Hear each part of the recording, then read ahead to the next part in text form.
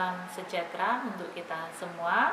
Saya Rani Jayanti, SPDM HUM, selaku dosen di Universitas Islam Majapahit dari tahun 2017 sampai dengan sekarang 2003. Mata kuliah yang akan saya ampu atau yang akan kita pelajari yaitu analisis wacana, di mana analisis wacana ini memiliki 3 SKS untuk di semester ini, dan ini akan diikuti oleh mahasiswa semester 7. Adapun CPMK yang harus dipahami oleh setiap mahasiswa, yang pertama yaitu mampu memahami dan menjelaskan hakikat wacana, karakteristik wacana, ciri-ciri wacana. Yang kedua, mahasiswa mampu menjelaskan konsep implikatur dan konsep referensi. Yang ketiga, mahasiswa mampu menjelaskan hakikat kohesi, konsep kohesi gramatikal, konsep kohesi leksikal. Yang keempat, mahasiswa mampu menjelaskan konsep koherensi dan tujuan koherensi. Yang kelima, mahasiswa mampu menjelaskan konsep wacana berdasarkan bentuk, penyampaian, dan pelibatnya siapa.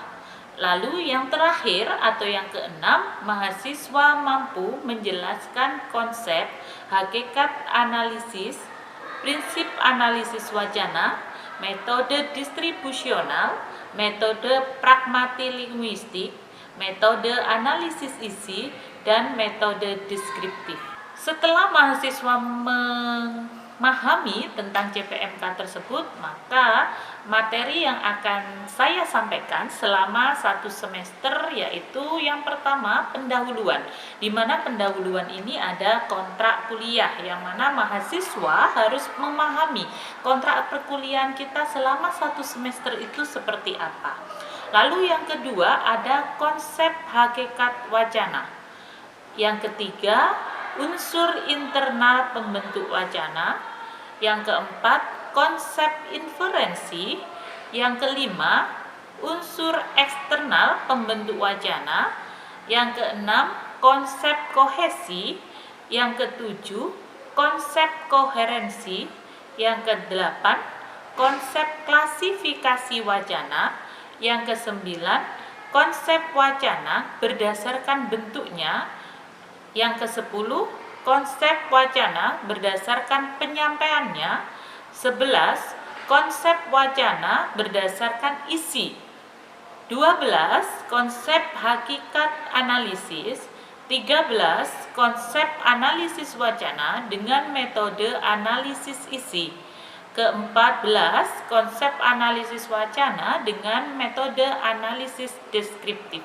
Dari ke-14 materi kajian tersebut, maka diharapkan mahasiswa mampu mencapai CPMK pada mata kuliah analisis wacana di semester 7 ini.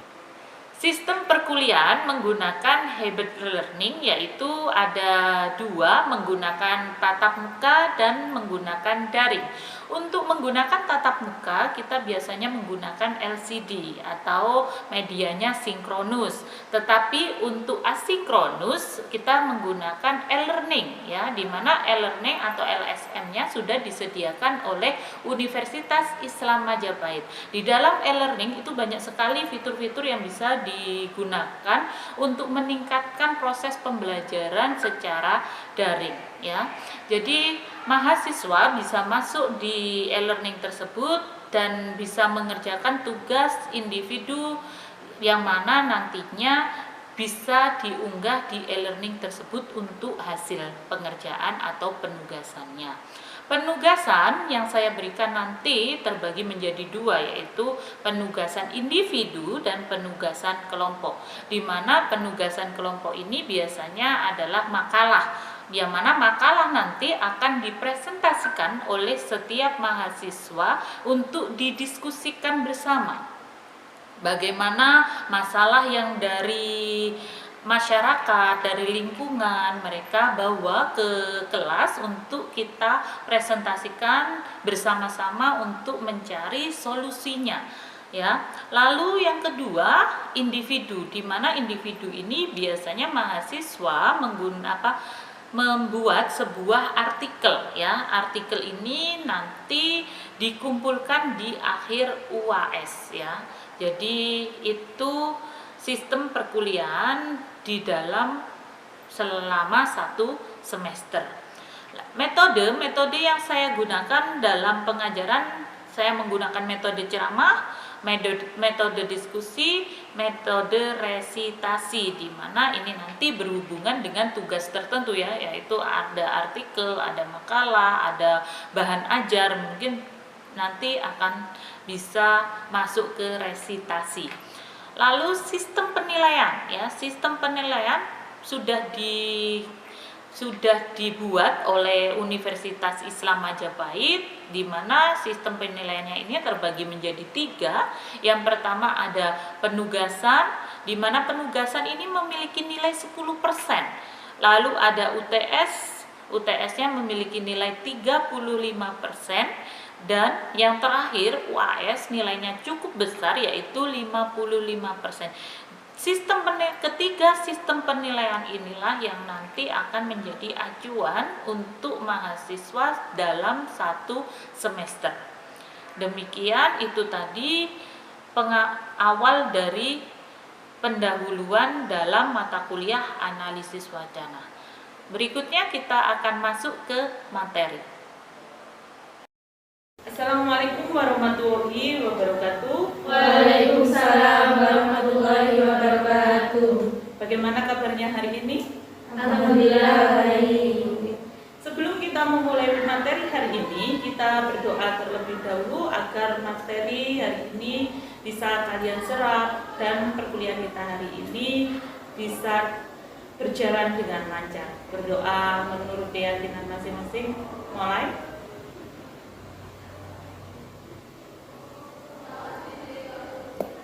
Selesai. Oke.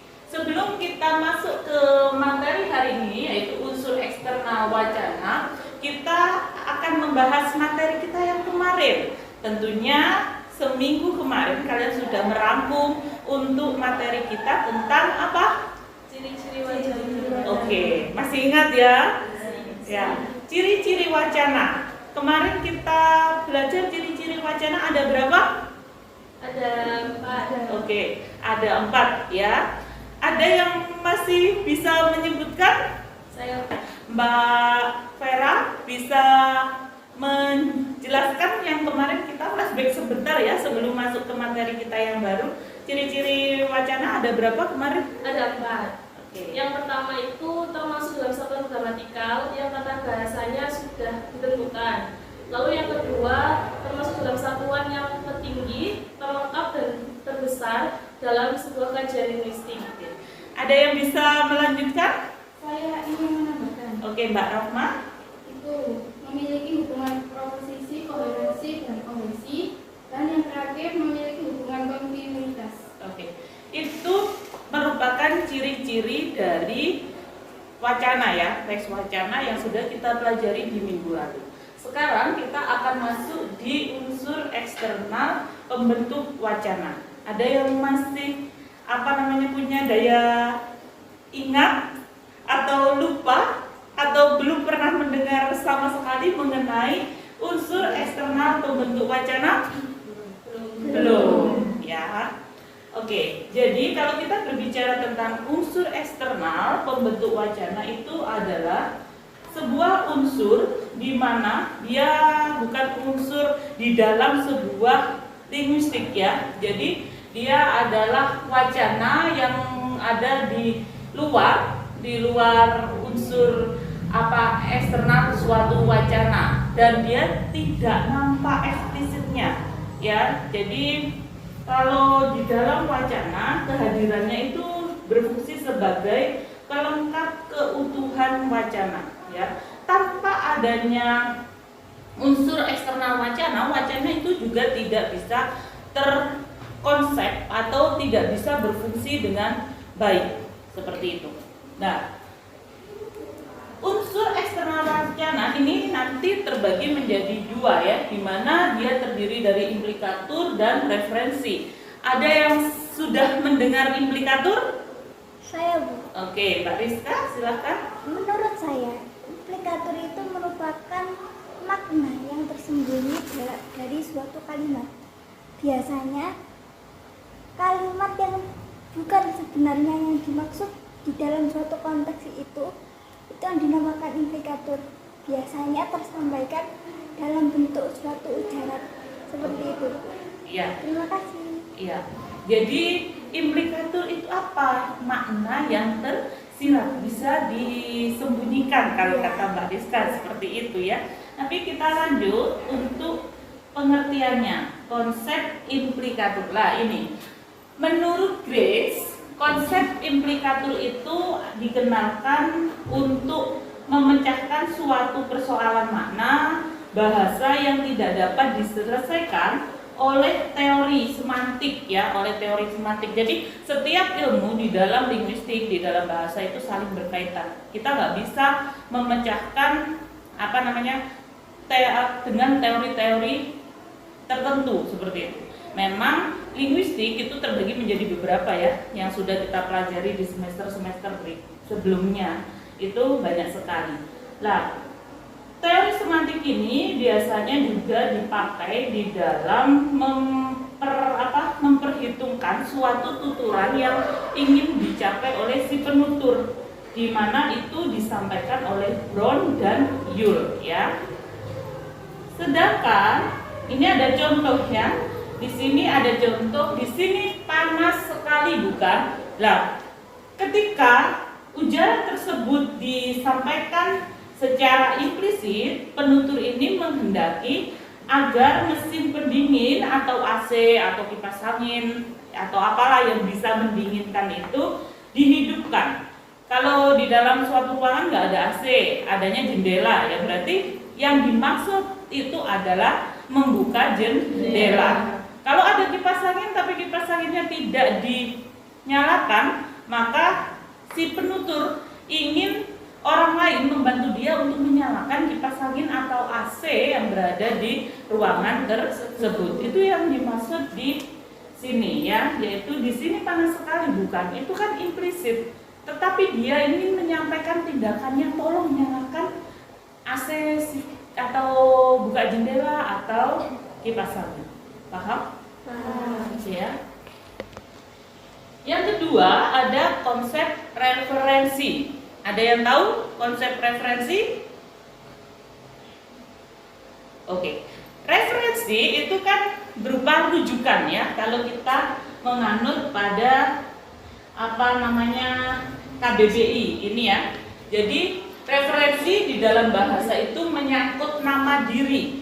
Menyangkut nama diri digunakan sebagai topik baru ya. Untuk apa? Untuk memperkenalkan atau untuk menegaskan bahwa topik masih sama. Topik yang dimaksud di sini itu adalah menghilangkan atau mengganti kata kerja orang pertama atau orang ketiga dengan kata ganti yang lain. Dia boleh digantikan seperti itu. Nah, pada kalimat yang panjang itu biasanya muncul beberapa predikat dengan subjek yang sama maupun subjek yang dapat dijadikan sebuah topik tersebut. Nah, subjek hanya disebutkan satu kali pada permulaan kalimat, lalu diganti dengan acuan atau referensi yang sama. Jadi kalau kita mengacu pada sini, referensi itu apa? Acuan. Acuan untuk apa? Untuk mengganti kata ganti orang pertama atau persona, ya seperti itu. Referensi sendiri itu terdiri menjadi dua ya. Dia terbagi menjadi dua, yaitu pengacuan endofora dan pengacuan exofora. Di mana pengacuan endofora ini pengacuan berupa wujud yang terdapat di dalam suatu teks bahasa. Nah, biasanya endofora ini bisa kita gunakan untuk menganalisis sebuah tulisan, baik itu di cerpen maupun di novel, surat kabar, dan lain sebagainya. Seperti itu. Apakah harus di cerpen, Bu? Tidak. Semua karya, semua bentuk tulisan bisa kita analisis menggunakan apa? Endofora. Seperti itu. Lalu pengacuan exofora. Pengacuan exofora ini adalah sebuah wujud, ya, wujud yang terdapat di luar teks, ya. Di mana ini ada contoh, saya mengambil dari jurnal, ya, itu ada Kompas. Ketua Umum PGRI Unifah Rosyidi di sela-sela Konferensi Kerja Nasional 5 PGRI di Batam mengatakan penganiayaan terhadap guru oleh siswa sangat memilukan dan memprihatinkan. Nah, ini termasuk wujud yang terdapat di luar teks karena dia berupa situasi. Situasinya apa? Yaitu Unifah Rosyidi menggelar pers, ya. Karena dia kalau exofora itu tidak berhubungan dengan teks, tapi lebih ke situasional. Nah, referensi itu terbagi 3 satuan lingual, terbagi lagi setelah ada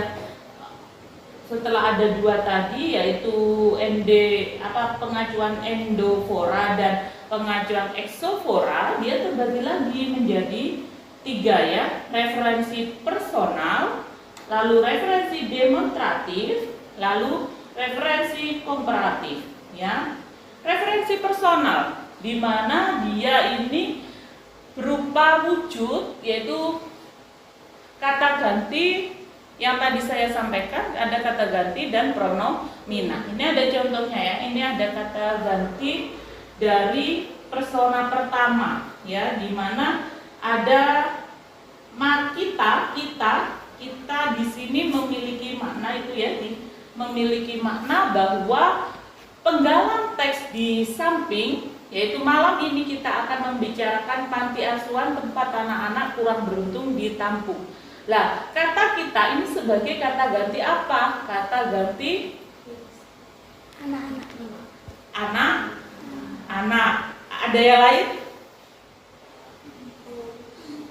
Kita berarti lebih dari 1 orang, ya. Dia merupakan kata ganti persona pertama. Kenapa? Karena kita itu kan ada saya, ada kamu. Saya dan kamu bisa disebut kita. Nah, seperti itu. Jadi inilah yang disebut dengan kata ganti persona pertama, ya.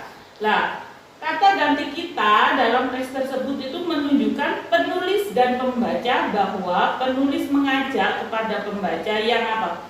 Pembaca yang akan diceritakan pada buku atau cerpen tersebut. Oke. Berikutnya ada referensi demonstratif.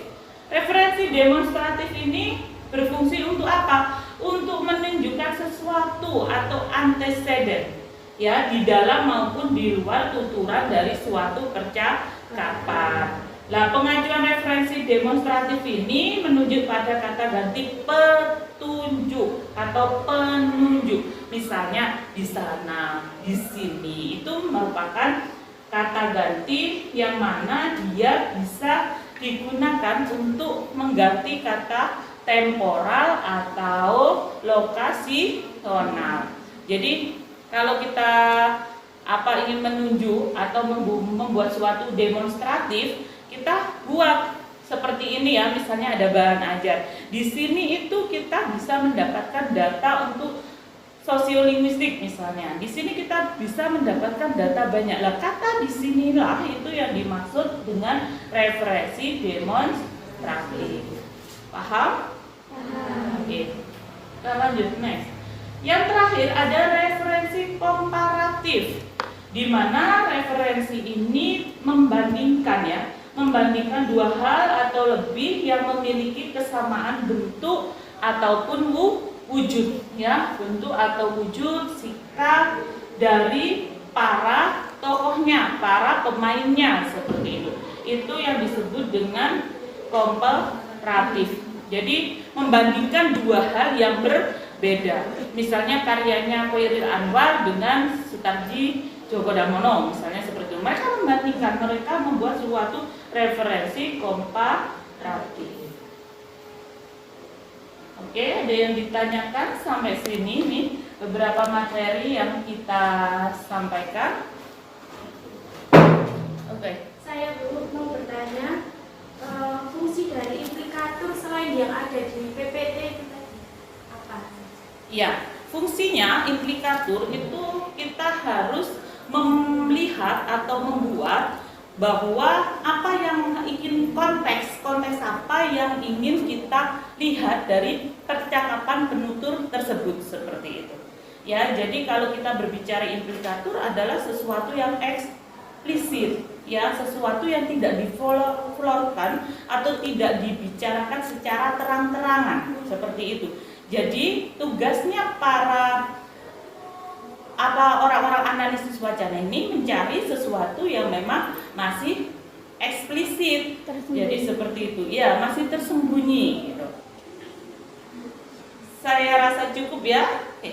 Sebelum kita mengakhiri materi hari ini, seperti biasa, silakan kalian buat rangkuman materi hari ini, lalu kalian kumpulkan di minggu berikutnya saat pertemuan kita kembali, ya, saat pertemuan berikutnya. Setelah itu jangan lupa tetap mempelajari bab yang akan kita pelajari di minggu berikutnya, ya. Terima kasih. Kalau tidak ada pertanyaan, saya akhiri. Assalamualaikum warahmatullahi wabarakatuh. Waalaikumsalam warahmatullahi wabarakatuh. Demikian tadi pembelajaran yang sudah saya sampaikan, semoga bermanfaat untuk kita semua. Saya ucapkan terima kasih. Assalamualaikum warahmatullahi wabarakatuh.